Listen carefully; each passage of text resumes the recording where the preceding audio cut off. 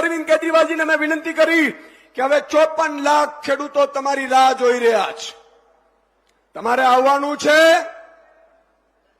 अरविंद जी एक शब्द वगैरह एमने कीधु कि आप बोलो तब मैं आने के लिए तैयार हूं और इन किसान और पशुपालकों के लिए गोली खाने के लिए भी तैयार हूं. मित्रों, 30 વર્ષ કોંગ્રેસે શાસન કર્યું, આપણે ન ગમ્યું, આપણે ઉખેડીને ફેંકી દીધું. 30 વર્ષ પછી ભાજપનો અહંકાર, 161 સીટ, હવે એને ઉખેડવાનો સમય આવી ગયો છે. કેમ? ત્યારે જ્યારે આ 87માં ગોળીઓ ચાલી ને 1987માં, ત્યારે ભાજપની 11 સીટ જ હતી, ત્રીજો પક્ષ હતો. આજે આમ આદમી પાર્ટીની 5 સીટ છે, ત્રીજો પક્ષ છે.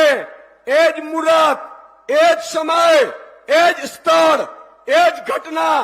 માત્ર ફરક એટલો છે કે ત્યારે ભાજપ આવતી હતી, આ વખતે આમ આદમીનો સૈનિક આવી રહ્યો છે સાહેબ.